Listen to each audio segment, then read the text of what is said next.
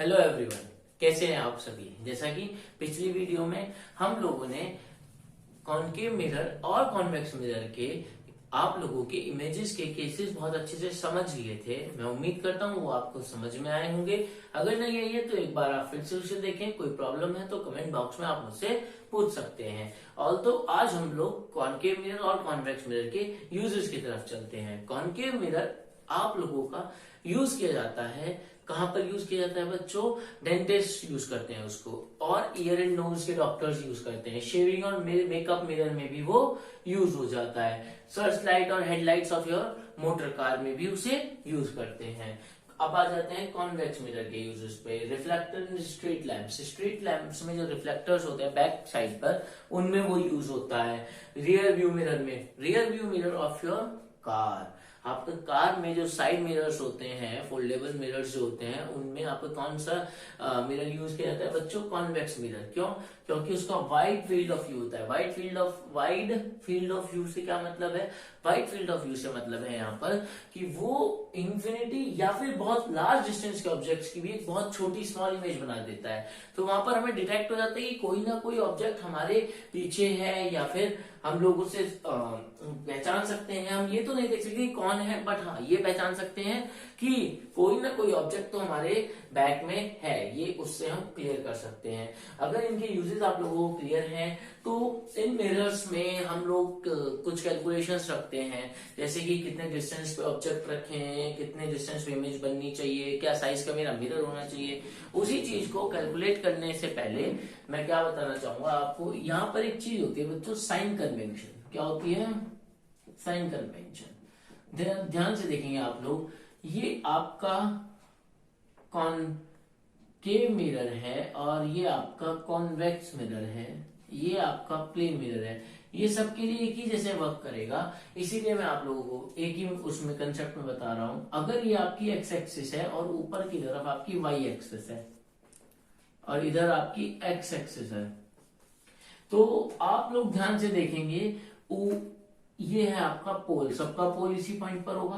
तो पोल से अगर आप इधर की तरफ चलेंगे तो सारे डिस्टेंसेस पॉजिटिव होंगे।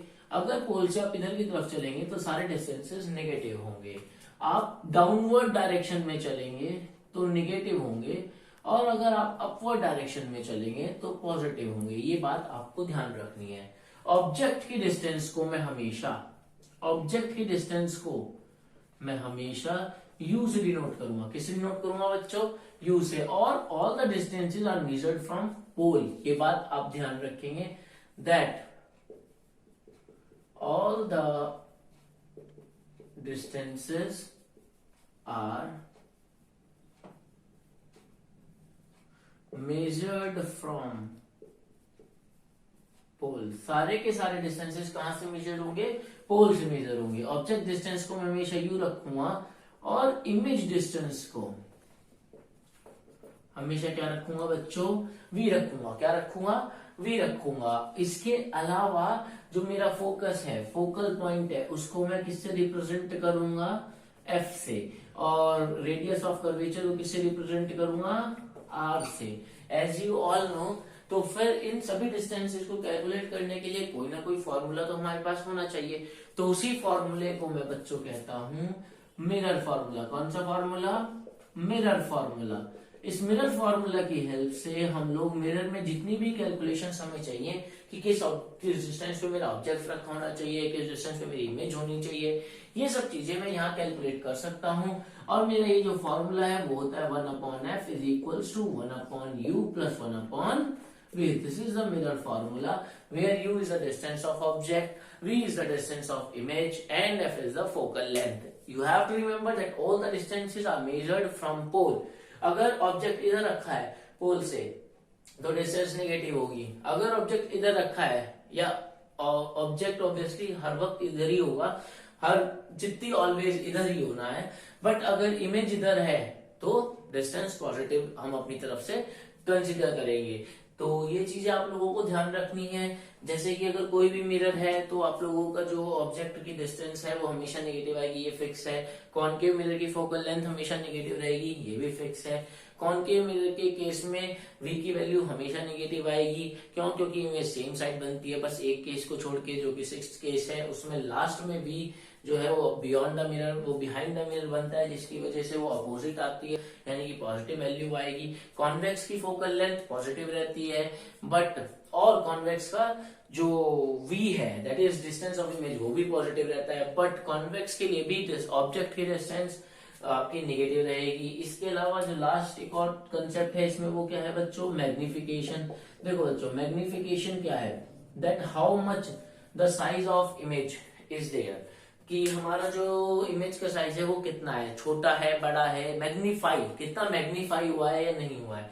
तो मैग्निफिकेशन को मैं स्मॉल से नोट, एम से नोट करता हूँ, स्मॉल एम से। और इंपॉर्टेंट बात, इसकी कोई यूनिट नहीं होती। इसकी कोई यूनिट इसलिए नहीं होती क्योंकि ये एक रेशो है। किस चीज का रेशो है? Ratio of height of image,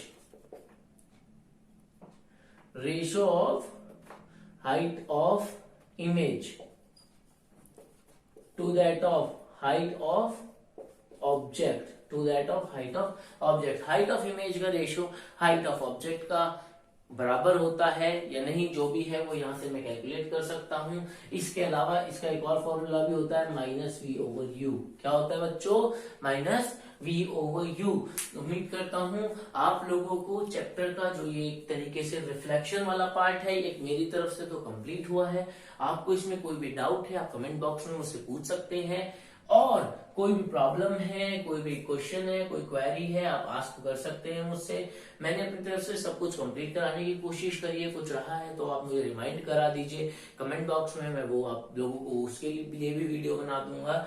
next इस टॉपिक पे, इस पॉइंट्स पर कुछ न्यूमेरिकल्स हैं जो बनते हैं, वो मैं उम्मीद करूंगा नेक्स्ट वीडियो में आपके लिए लाने की। Thank you guys. Thank you guys for watching the video. I think you liked the video, and do comment also, subscribe my channel, and have any problem you can ask me. Do watch my previous videos in the link below over there.